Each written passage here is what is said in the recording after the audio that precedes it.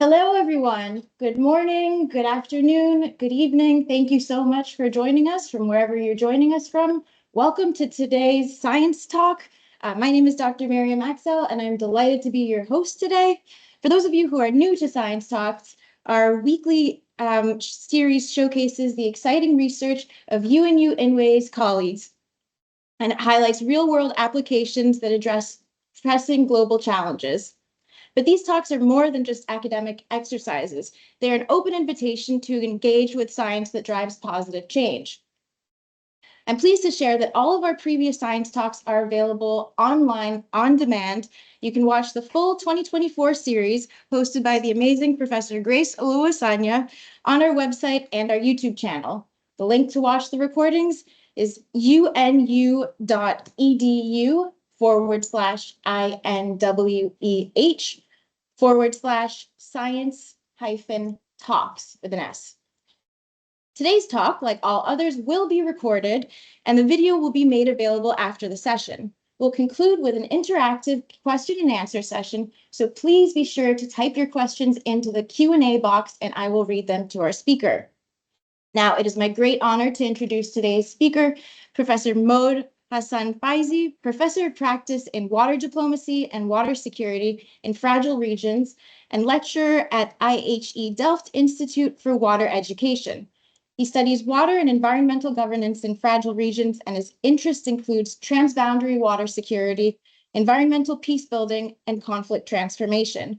He's also a lecturer and researcher at the IHE Delft Institute for Water Education in the Netherlands. He collaborates with other international organizations such as the Geneva Water Hub, the Stockholm International Water Institute, the United States Institute of Peace, and the Water Diplomacy Center at Jordan University of Science and Technology on topics ranging from mediation, negotiation, and conflict resolution on transboundary water governance.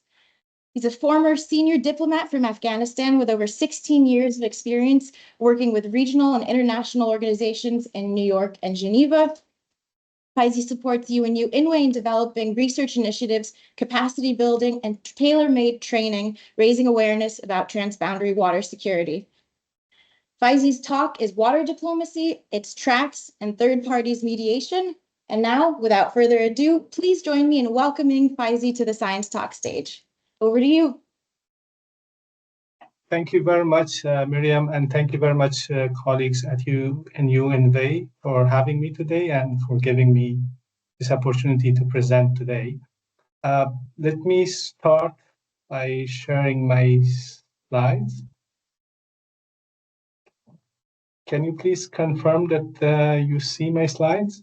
Yes, and they're in presenter mode. Great. Thank you. As mentioned by Miriam, I will today briefly talk about water diplomacy and its different tracks.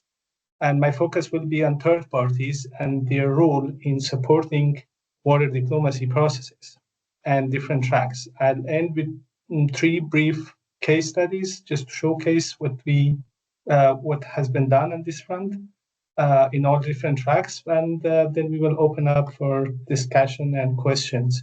So if you have questions, you can always write in the chat, and Mariam will help me to notice and also address them. So to start with water diplomacy, water diplomacy is an interdisciplinary field combining different social science, international relations, political science, law, social anthropology, environmental science, and water resource management. So it combines different fields, different theories, and the aim is to resolve and address conflicts over transboundary waters that countries share across the world. So if we go to a definition, I know there are so many definitions of water diplomacy, but the core of that is water diplomacy is a political process. It's a practice of preventing, mitigating, and resolving disputes over water resources and helping countries to find sustainable solution to addressing challenges that they jointly face in shared and transboundary rivers and water bodies. So, and by doing that, they apply for and policy means. And of course, this is supported by technical aspects, but the field of water diplomacy is mostly political. So it can happen at the bilateral level, trilateral level, and also multilateral level between countries and riparian states. And it happens in different tracks and at different levels. So similarly, when we talk about the tracks of water diplomacy, they can vary depending on many criteria. Some divide them in 8, 9 tracks, some more or less 5, 6. But what we do here is we divide it to 4 tracks, and they include, in one way or another, all different interactions that happens over shared waters between countries. So it's track 1, official interactions between states, track 2, which is unofficial interaction by non-state actors, track 1.5, a combination of both, and with track 3, it's people-to-people diplomacy. Well, track 1, I think it's pretty obvious. It's an official process between countries at the state level. It is a high level of formality. The stakeholders are pretty much clear depending on context. It could be foreign ministries, water ministries, Ministry of Energy, agriculture, economy, and even security agencies could be involved in this process. It can happen at the technical, but also at the political level. And it is not only always about water. It can happen in a broader range of interactions between states where water plays an important role. And of course, the outcome or the result of this interaction is ideally an agreement or something that countries put on paper, where there could be minutes of meetings, could be joint statements, MOU, and agreement. And also sometimes a statement by spokespersons of governments, a note verbal, a communication sent through official channels, usually foreign ministry. These are also considered as track 1 interactions. On the contrary, track 2 is not a negotiation or interaction between states, rather it's a dialogue and collaboration between non-state actors, such as civil society organizations, academic institutions, representative of private sector, etc., etc. And the aim is to build capacity, raise awareness, advocacy, and most importantly, to introduce science into policy.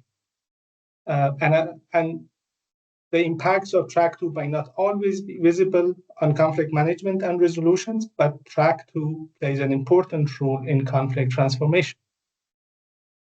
A combination of both, which is called track 1.5, it's an informal and unofficial meetings of state representatives in their personal capacity, but also former government officials, those who are retired or are no longer in the same position, but also those who have influence over policy circle.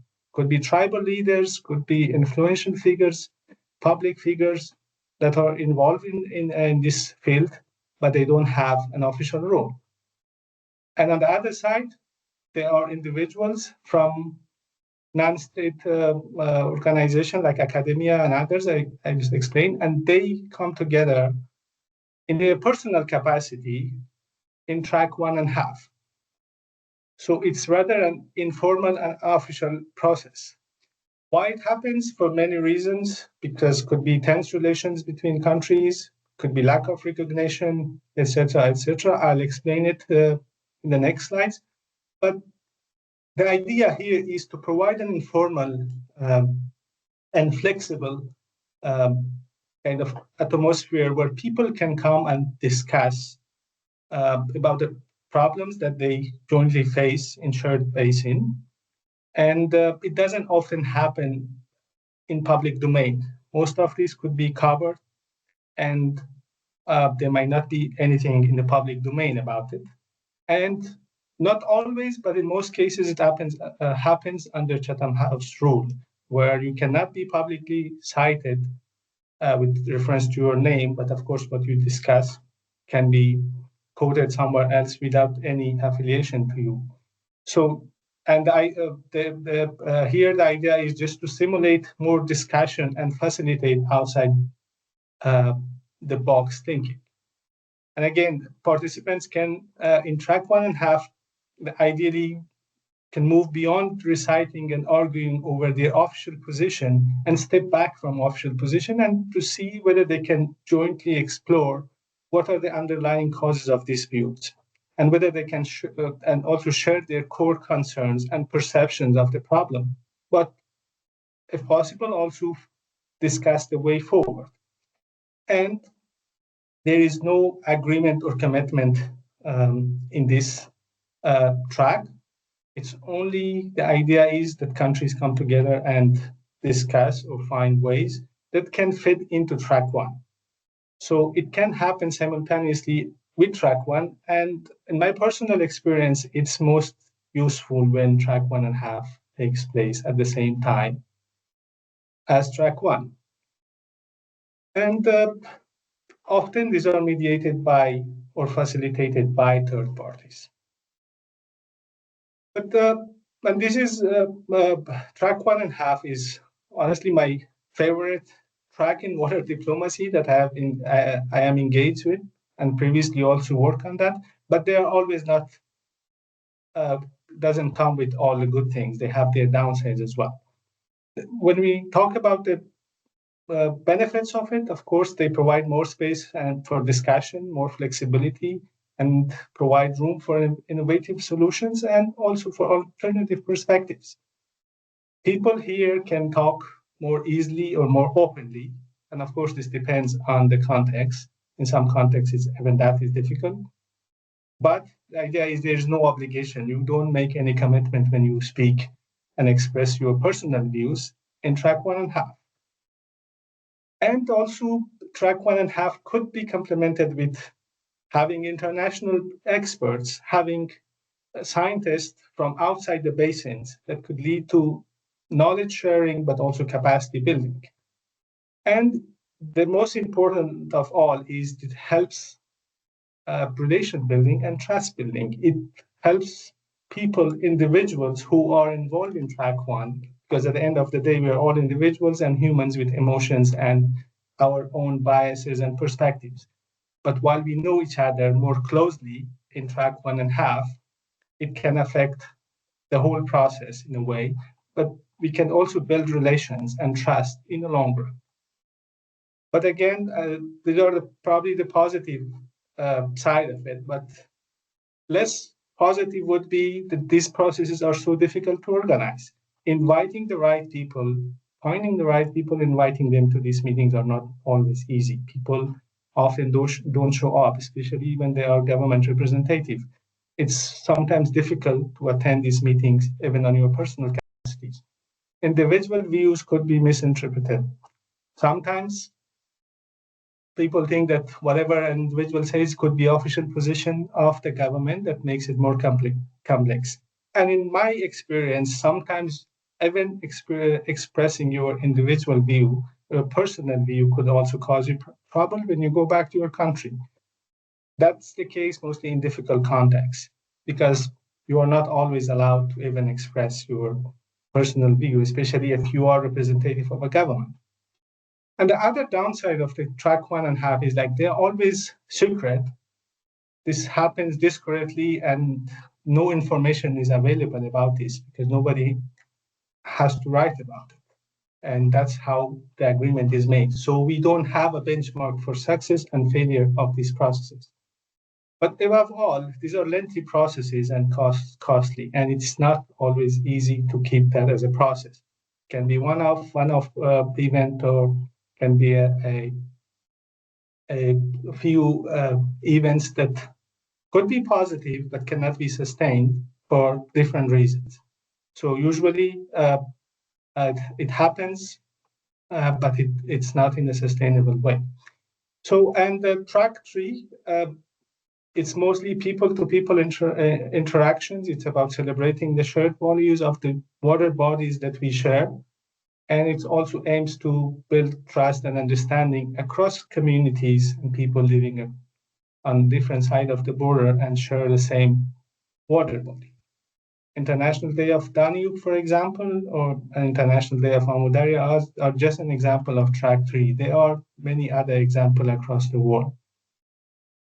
This brings me to my last slides about tracks, which is like, why do we need different tracks of diplomacy? Because one may argue that it's the decisions are made in track 1 by states.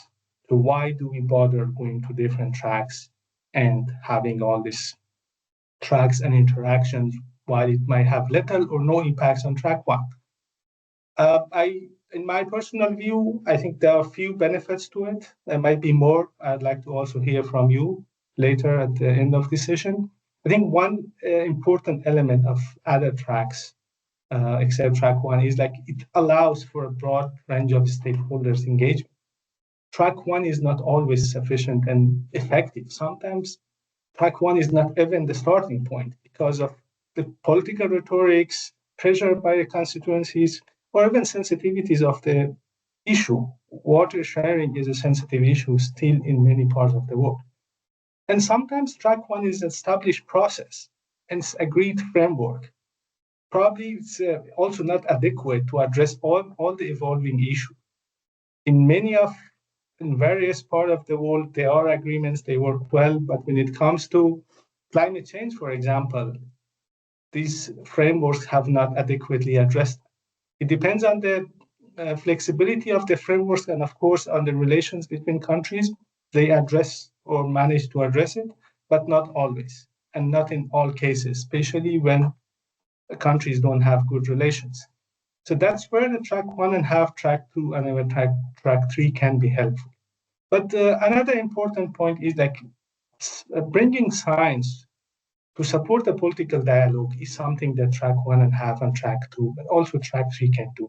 It doesn't mean that science is not behind some of these positions by countries. It just means that in other tracks, you have more flexibility. It's an open space to dialogues and to explore diverse solutions and engagement by various stakeholders, their own perspectives. And also, I think we can all agree, like when it comes to science and in supporting a political process through science, there's always different perspective, like whose science, whose data, whose model. There is not always agreement on that as well. But in an informal way, in track 2 or track 1.5, this could pave the way for more constructive dialogue and talks, and also building shared understanding and trust. But ultimately, all tracks should support track 1. Building trust and mutual understanding is an important outcome of other tracks that can fit into track 1. Third parties engagement is another important factor that's much easier in other tracks than track 1. I will explain this in my slides when I talk about the constraints for third-party engagement. But just to conclude, other tracks of water diplomacy play a crucial role in conflict transformation and also promoting inclusive water diplomacy. So that's why other tracks are important, and they play an important role in supporting track 1 interactions between countries. So now I'll move to my second part of my presentation about third parties. So just to begin with the question, how can third parties foster cooperation over shared water between countries? But before that, just to clarify, third parties are parties that are not directly involved in a conflict over water. They are not a riparian country. They come from outside the basin. They can be countries, can be organizations, could be even individuals. So, but what they can do, the whole idea is that they have to mediate or facilitate and help parties to identify joint solution or jointly maximize and share benefits that could ultimately unlock entrenched or zero-sum positions. So third party, of course, third-party diplomacy in water diplomacy requires innovative and flexible, but also inclusive techniques. They have to be able to create opportunities when the circumstances dictate against it. There are different set of expertise required, for instance, in water diplomacy, coming from conflict resolutions, expertise on international law, but also on environmental science, on water management. And unfortunately, not many organizations are equipped with all these sets of skills to support water diplomacy. But going back to third parties, the question might be like, what are their motivation and interest? We have to clarify what third parties can do and why they do that. So there could be different interests by third parties engagement.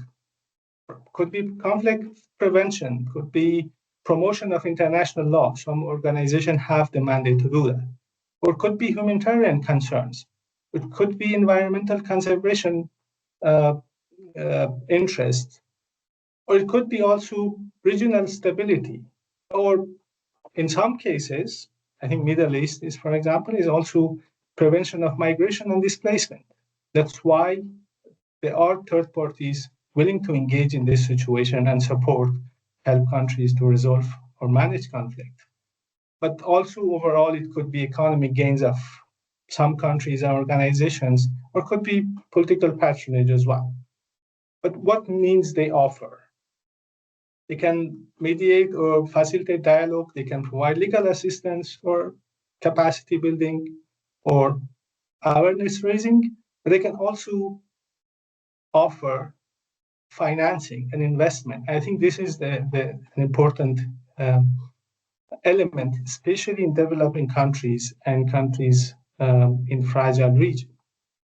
So overall, the riparians, the parties to conflict, should see the interest through engaging a third party. When it comes to mandates of third parties, of course, we have a list of organizations that can offer some of this support, but the question will always be like, what is the scope of involvement? What we can involve them to solve a conflict? Whether they are neutral or impartial, these are all questions that countries ask when it comes to accepting or agreeing on a third party. So about the rules, they can undertake different rules based on the decision made jointly by parties to the conflict, whether two riparians, three, or even more. They all have to accept what rule a third party can play. A third party can be an arbiter. This is a semi-judicial position, and it helps mostly with technical issues, but it has its legal implications. But when countries agree to have a third party as an arbiter, it means that the decision of the arbiter is mandatory and legally binding on it. So when it comes to water sharing and transboundary cooperation, there are not too many examples of that because countries, they have their own reservation. But mediator, the role of mediator is to assist countries to reach a negotiated settlement and resolve their incompatibilities. Mediator is much more active role because they are involved in agenda setting and also shaping the process. On the contrary, facilitator is just a role that they provide facilities or a space or a venue or logistical support for countries to come and discuss about their problems and their challenges in shared river, but they are not even part of those discussions mostly. Good offices, it's also about shuttle diplomacy when countries don't have relations or when it's too sensitive countries to sit together. A third party can just play a role of a postman, just exchange messages between the parties to the conflict.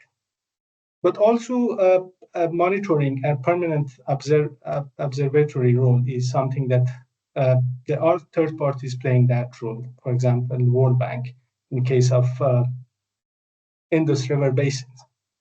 They can also conduct joint finding missions, help countries with establish a a scientific baseline for whatever the problem they are facing. So the tools that overall the third parties can offer is, again, shuttle diplomacy or facilitation, could be capacity building and trainings, could be joint study tours, knowledge and awareness raising, or offering impartial expertise and advice. They can also help in data acquisition, analysis, and sharing, also conduct joint fact-finding mission. For example, the case of World Bank in Central Asia between Tajikistan and Uzbekistan. They can also help countries in basin monitoring and also play a role in compliance with the agreement that countries reach. So, but what are the limitations to third parties' engagement in water diplomacy? Or overall, it's not always easy to agree on a third party. A conflict is only ripe for resolution when disputing parties reach to a mutually hurting stalemate. So not every conflict is ripe for resolution.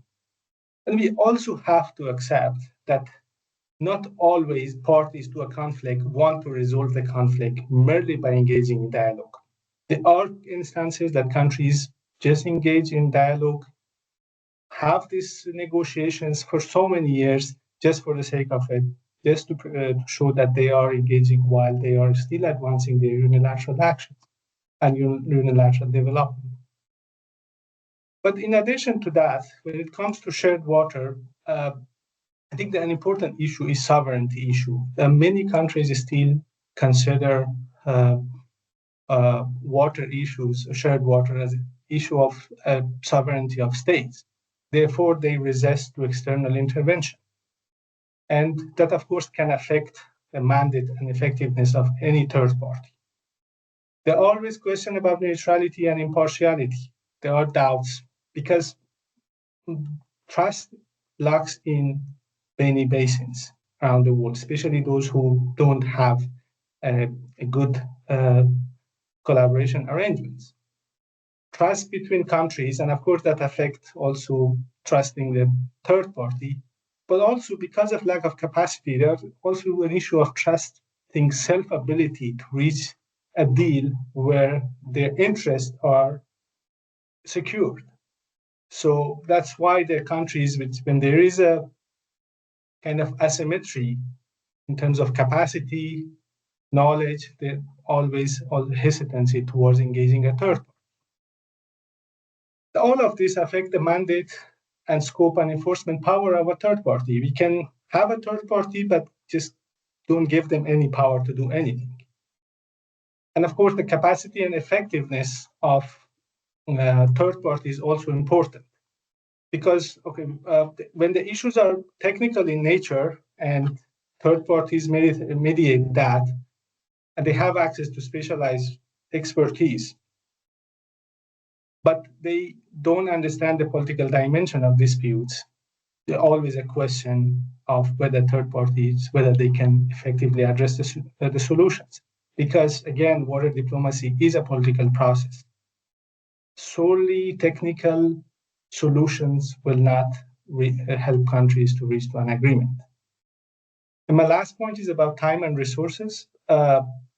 That's a constraint for third-party engagement as well, because water diplomacy process and overall dispute resolution processes are long, kind of lengthy processes, and they require time, effort, energy, and not every organization is able to do that or willing to do that. They can support you to some extent, but not always. So, and I will go to my last slide on this issue would be about the limitation that third parties engagement impose. I'm saying, okay, while third parties engagement have their positive side, sometimes engaging a third party could also bring some downside to the situation, the conflict between countries. Third parties may lack an understanding of the existing nuances in the basin, cultural context, identities, interests, perceptions, and rules, and importance of all stakeholders involved, but also nuances of conflict. So when they don't understand this fully, it leads to a situation where their intervention, maybe as a result of unintended consequences, perpetuates the existing injustice in a basin. How that can happen? Because, of course, third parties, they focus on conflict management or resolution, not always on root causes of the conflict. So this could culminate in a situation where we eventually reach to an agreement or a peace, but as Johan Goltang says, it could be a negative peace, and the conflict may resurface. So their intervention could help address the situation or conflict temporarily, but not permanently. But also, third-party involvement can shift the power dynamics between countries, and some of the parties could feel threatened. Therefore, they will resist any offer or any suggestion, recommendations by third parties. As you know, most of the third parties and mediators and organizations, they come from global north, and they have their standards, and they have their criteria and taking the boxes that they have to take for engaging in a situation. So one of them is, for example, the inclusivity concern or inclusivity criteria. While efforts to promote inclusivity is also important to make sure that we have marginalized people, local communities, for example, women participation in this process, but sometimes this could be on superficial participation or something we call it tokenism, because they just need a box to be ticked, no matter how empowered those local communities or women representation in those processes are.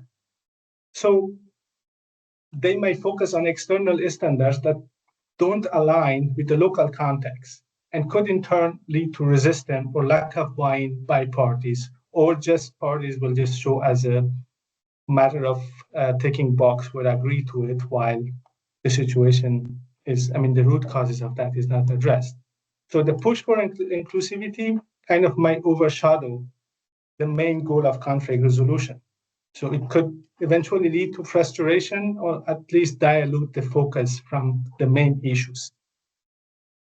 Another important point with third parties engagement I previously briefly mentioned is about the whole the water diplomacy process is a lengthy process. While the intervention by third parties are short focus mostly, because it's a project in most cases. It's a project that they prioritize and they have some budget for it within the time frame. So they may push for solutions while long-term and sustainable solutions are not taken into account, because they have a framework to a kind of a time frame to adhere to.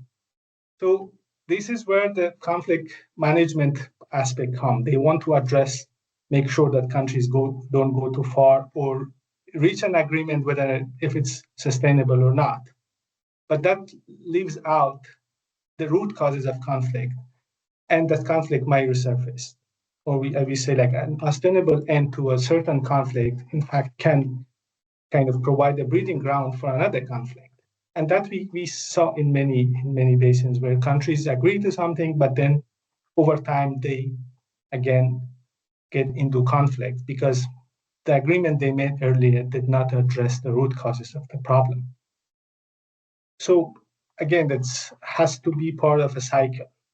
It has to be in a long-term process where we address the root causes and we don't do a one-off project that can address the immediate priorities, but kind of ignore the long-term solutions. So addressing the root causes in this case are very important. And also about the ownership and dependency. When third parties are involved in a process, kind of they are always the question or concern about the ownership. Who owns the process? And countries, when they have third party, they always kind of forget to focused on developing their own capacity. And whenever the third party stepped back, the process collapsed. And we have also example of that when there was good collaboration, but whenever third parties stopped their support for whatever reason, end of the project, etc., the process did not continue because the countries were not enabled throughout the years to be able to take things forward. So this is something that is important, and now in third-party mediation and water diplomacy, it's a kind of a criteria that third parties have for themselves to make sure that they enable parties to the conflict, that they can take things forward whenever their support stops. There are other probably less important things about mediation is also confidentiality concerns. Because when you involve a third party, you want confidentiality of the process to stay, because countries, they have this sensitivity, and also sometimes these processes are very covered and discreet. But looking at it from third party perspective, they cannot support a process that they cannot write a report about it or report back at least to their own funders. And it's an accountability issue, which is totally understandable. But whenever this issues comes up in public, that hurt the parties to the conflict for whatever discussion they have. So there is a concern that if you involve a third party, things may not remain confidential forever. So that's make some countries hesitant to engage, or that is a limitation imposed by third party engagement. And my last point here is, in some basins, I can give some example. For example, Nile basins, Mekong, or even RLC basin in Central Asia, there are a number of third parties involved and supporting the countries in different ways. So these actors, sometimes they can lead this numerous actors, and their presence could lead to kind of duplicated efforts, uncoordinated interventions, or even counterproductive computation. And that also add like another layer of complexity to already existing dynamics in the basin. And we have experienced that, especially in RLC basin, we see that some countries, their engagement for over the years did not achieve any meaningful results because they were in competition with other third parties involved there. And that provided an atmosphere of more competition between third parties rather than the parties to the conflict. I will stop here. I know there might be some questions from the floor, but I'll just give 3 brief examples about track 1, track 1.5, and track 2. On track 1, this is the famous case by World Bank, where they mediated between Pakistan and India in 1960s, and that led to the signature of the Indus Water Treaty. But if you look at that like more closely, of course, the World Bank came with a lot of money. They established the Permanent Indus Commission, and they put out, countries who were supporting World Bank put out $1 billion back in 1960 that, which was supporting Pakistan's irrigation system, but also helped India to get some funds and investment from other countries in their own irrigation system. But why World Bank at the time was involved? Of course, they wanted to address the disputes, but also the 50 million people were living in this basin. And Pakistan at the time had the largest irrigation system of the world. We're exporting food to other parts of the world. So it was a global food security concern for World Bank as well. The engagement was at the highest level. They came up with technical solution for better water management, but World Bank understood, given the rivalry between India and Pakistan, technical solution alone will not help countries to address this problem.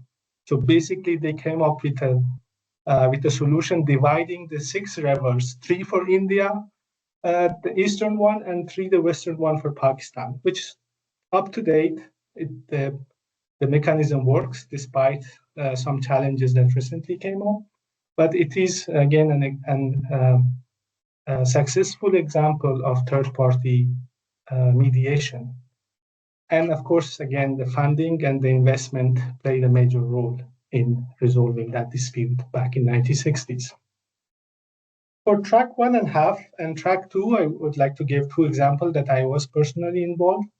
For track 1.5 is this UNESCO initiative, which was with the financial support of Germany and Netherlands, and supported negotiations between Afghanistan and Iran, which at the time, Afghanistan and Iran were having these negotiations in track 1, and it wasn't going very well, of course, for many reasons. And it wasn't only negotiations about water, it was about other issues such as economic cooperation and security cooperation.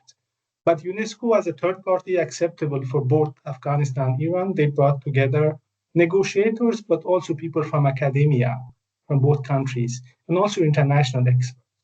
Part of this process was to build capacity and also understanding among both countries, but also to provide them with space on the side of this workshop to exchange ideas and perspective. It led to more personal relations between negotiators, and it has positive impacts on track 1 as well. But the downside again was like it was just one-time workshop, and it did not lead to a process where UNESCO would have continued supporting both countries.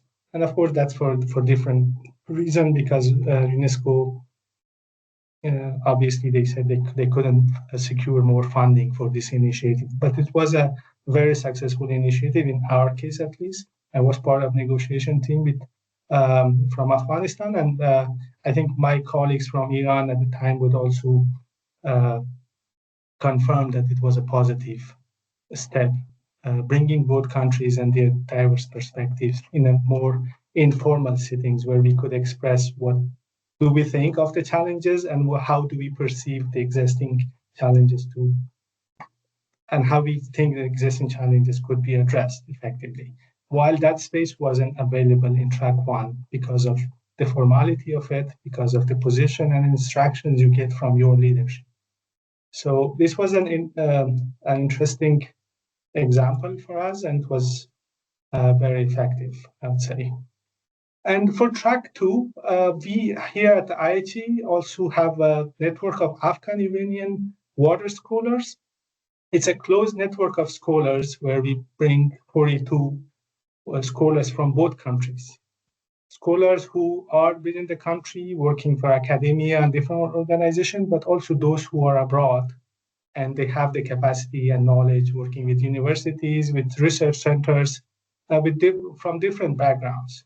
We bring them together for just to develop an interdisciplinary knowledge and understanding about water diplomacy, build their capacity about water diplomacy, but also more importantly, just provide them space where they can speak mostly in their own language, because both countries share the same language, just to exchange perspective and learn from one another, present their research, and get feedback from their peer within the network.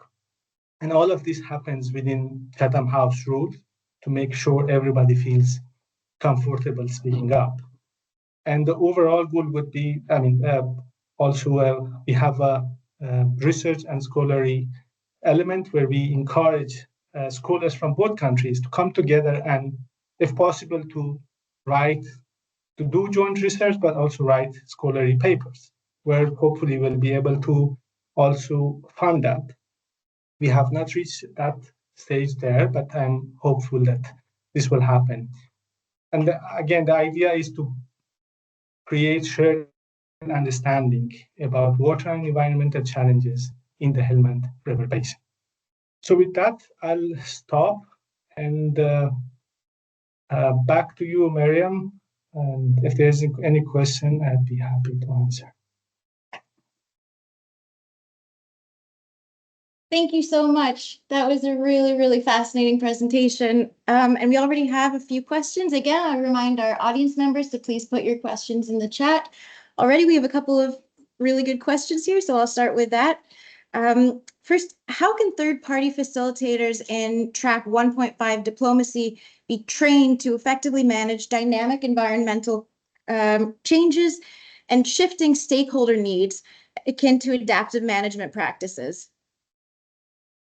Okay, that's a very difficult question, but interesting. I think that's what I tried to answer in my presentation was, of course, it depends from context to context. Some contexts are more flexible.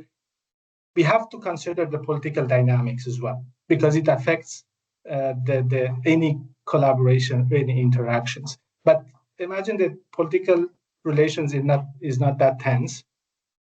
I think what third parties can do is to bring together experts, identify the right experts from the countries, but also from government, who can be more productive in this discussion, who can kind of bring up the main concerns from these countries. The problem with the first track negotiation is, like, countries, they don't often come up with their actual positions, because that's what we call in negotiation the bottom line. You don't show your cards. You start negotiating from very high goals in order to be able to compromise on the bottom line. And it takes years and years for countries to get to a point where they really understand what are the concerns and the priorities and interests of other side. Track 1.5, I think, can facilitate that. And of course, it's not an easy process. Like, we have to provide safe space, we have to provide flexibility in the room, and also build that trust and understanding among the participants so they can openly share in their personal capacity, of course, not a government position, but say, oh, this is how I see the challenges, and this is ideally how I see might be a way forward. So again, it's not easy. We don't have many good examples, partly because most of them are, again, out of public domain. But I believe track 1.5 provides a space where these dialogues can happen, and it provides a space where other stakeholders, like scientists, indigenous people who are affected mostly by these processes, can be part of this dialogue and can share their perspective and views. In the case of Afghanistan and Iran, I mean, it's criticism to us, because we are from the basin. We never had people from local communities. The decisions about them was made either in Tehran, for example, or Kabul. And we had our own, like, national interests coming to the table. But imagine having people who are affected daily by the challenges in the basins. That could really bring a new, I would say, dynamics, a new perspective to negotiations. And this doesn't happen in track 1, unfortunately, in many cases. So track 1.5 and also track 2, in a way, can provide that. But the main goal is to expose also the government representative to science, expose them to alternative solutions, alternative options that might not be available within governments, or government might not be so keen to listen to. Grace, did you want to? Yeah, thank you. I was thinking you prioritize the questions.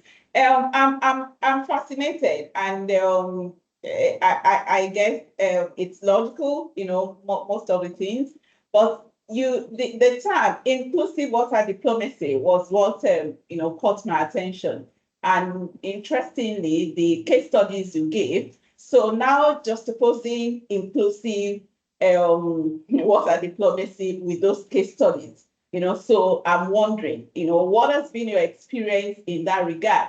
Particularly bearing in mind, of course, women, children, we're all stakeholders, we're all water users. And in many countries, women in particular could even be more in terms of population, so how do you factor all these things? Thank you, Grace, for a question. I mean, again, of course, it depends on the context, and we don't have a one size fits all. But I think the whole idea of having track 2 and track 1.5 and even track 3 is to make sure everybody's voice is heard. Make sure, at least if they are not sitting at the table, there is someone who represent or raise their voice.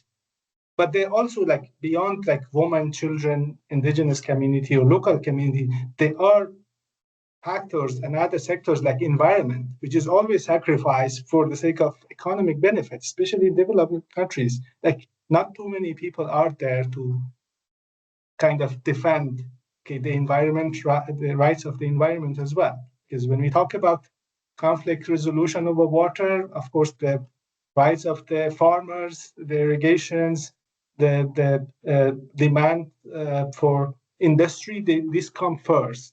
I mean, I'm not saying everywhere, but in cases, especially when you have water scarcity, the environment comes last. But that shouldn't be the case. So through track 2, mostly, I think this is where you bring everyone.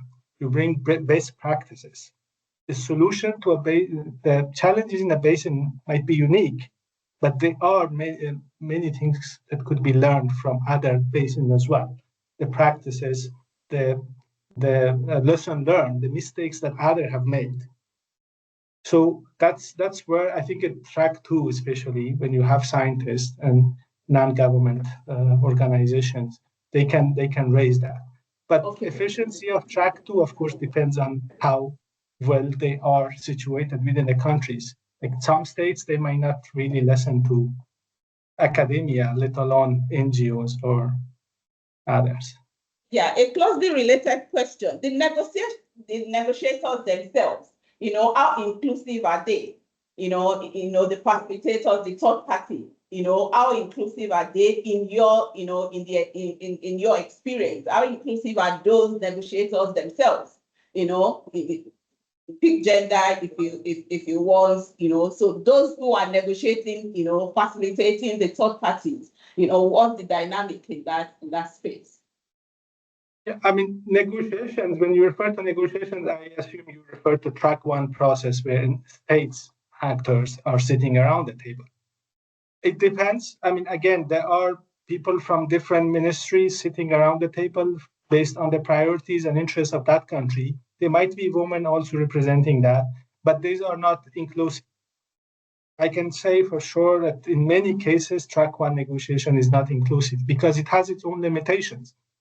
Especially, look at the Columbia River between US and Canada, the agreement they made.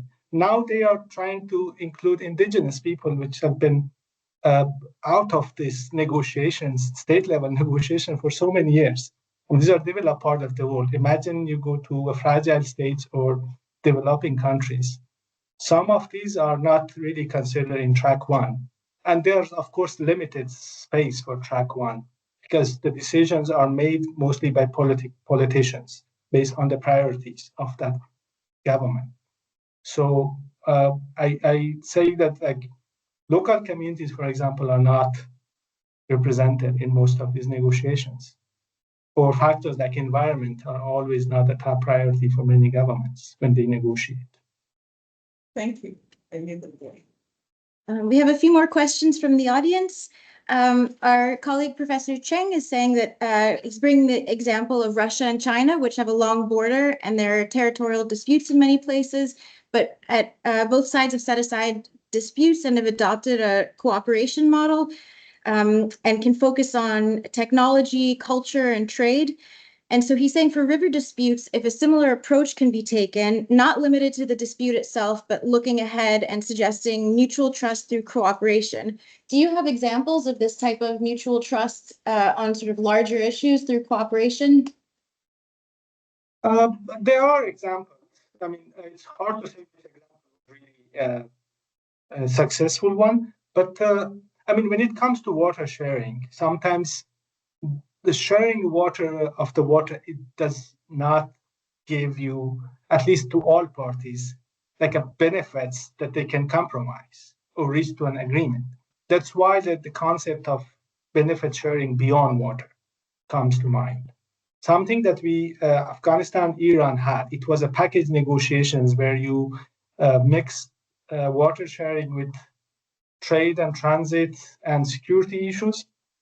Or like in the case of Columbia River, the agreement was made back then. Of course, it was around water, but like the investment that US made in dams in Canada provided US with more sustained flow, but also it helped US to mitigate the impacts of floods for many years.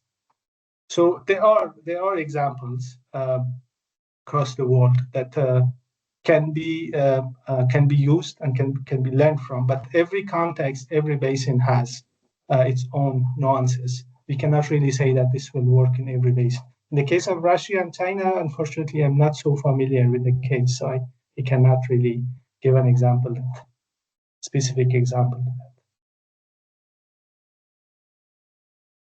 Okay, thank you. Okay. Okay. Another question about peace mediation. How specifically can water be used for peace mediation? What speaks for it? What against? If mediators want to include water in mediation processes, at what point should they include it? Okay, this is very interesting question. You know, probably you are familiar with the concept that's emerging, the environmental peace building, where we look at water differently. Like, okay, water is a source of conflict in water diplomacy mostly, but when you will take an approach on environmental peace building approach, is like you look to resolve conflicts between countries by using water as a driver of peace, by using shared water as something that can build more interdependencies between riparians and can lead to trust, etc., etc. But at one point, at what point that water could be inserted, I mean, I think it's again depends on the context. I really cannot give a general answer to that. But yeah, if water has, in many cases, especially in places where the scarcity is very high, water is important, and it can really play an important role in peace building as well. Thank you for your great presentation, Professor Faizee. A question for you, it's a little philosophical, and I don't know if I have the answer of it. When you know, all the examples and the things you talked about show that it's beyond water. Right? So then my question is, if it's never only about water, why do we even have a term called water diplomacy? Because this is diplomacy. It's not water diplomacy, to me, what I hear at least. Thank you, Professor Madani. You are right. I mean, when the dispute is not about water, I mean, that's why the concept of environmental peace building comes, to put water in the middle to make sure, to see if water can be a driver for peace. Because we conventionally looked at water as a source of conflict and saying, oh, we can move from this to a source of cooperation. It's still the most focus on water. But there are cases where water is just part of the puzzle. We have so many other things that kind of entangled with the water issue. But I don't know, I don't have a specific answer to this. But I think, again, depending on the context, water can be a driver for peace. But if water and water sharing is the main cause of the conflict, we should focus on that, but then move forward to other areas where we can create more interdependency. Yeah, I mean, if you look at the longer perspective, I mean, everybody say, oh, there will be less water, there will be more demand, climate change added to that. It doesn't give you a good picture. So imagine countries are always in a state where they won't be happy with any agreement. So it's more about long-term collaboration and interactions.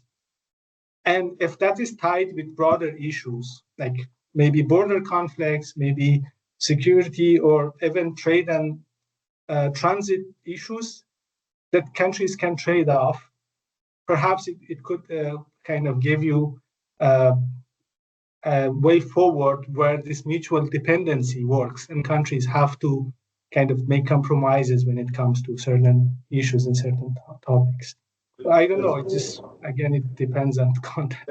And you know, thank you. And I think, you know, the new changes in the US also suggest that interdependence also might work against, you know, national interest in the long run, because the case of Canada and the US, I think, can have a lot of lessons for us to learn, because now I feel we are in the Middle East where the leaders were all talking about, you know, self-sufficiency and not being dependent on the rest of the world. So it's a confusing time. And I know we are over time, but just one last question from you.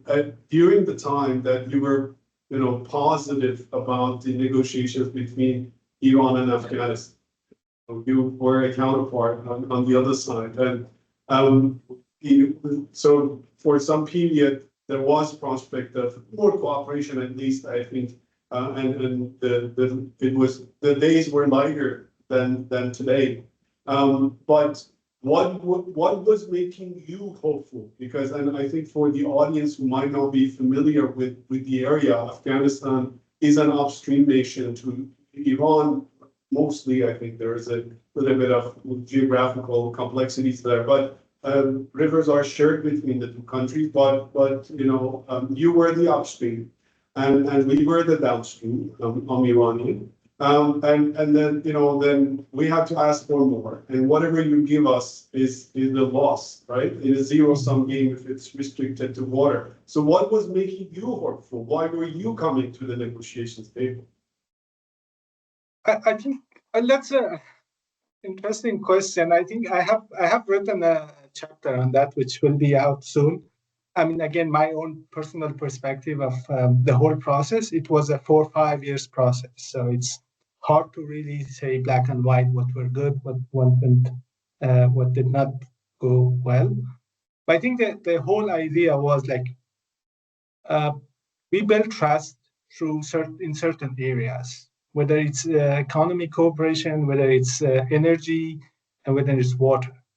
Because Afghanistan, I think one of the issue we have internally is like as an absolute upstream country, we often don't feel or see the what's going on in downstream countries because we are not downstream country to any other country. So, and this is hard to explain. And we have one treaty as Afghanistan. It didn't go well. We have one treaty. We share water. At least that's what we think. And we still have problem. Most of our problem is that is in that basin, which we have a treaty. So that was the question always to us, like, okay, if we have treaties and we share water and we still gonna have this many problems, so why do we bother? But the package that was developed and it was presented to us by Dr. Zarif, he was the then foreign minister, I think it offered a different perspective. Like, look, we have a lot of interdependency that we can bring it in a framework, that we can like organize it in a better way. Like Afghanistan was dependent on trade and transit on Iran. There were like so many agreements here and there, and like everybody could interrupt it. And it got interrupted so many times. The same with agreement on water. We had an agreement, both countries says, oh, we abide by the agreement, but often it leads to so many disputes. So the idea was like bring all this together and have an authoritative body to monitor it and to make sure that these trades off are organized and also happens in a systematic way. Because as a neighbor, you have to be in good terms with your neighbors. Otherwise, again, when I said like Afghanistan and Iran back then were like mutually hurting each other, sometimes without even understanding. And of course, there were many other dynamics, regional superpowers and the presence of international forces in Afghanistan is all played their role. But at the end of the day, it was Afghanistan and Iran who were hurting each other.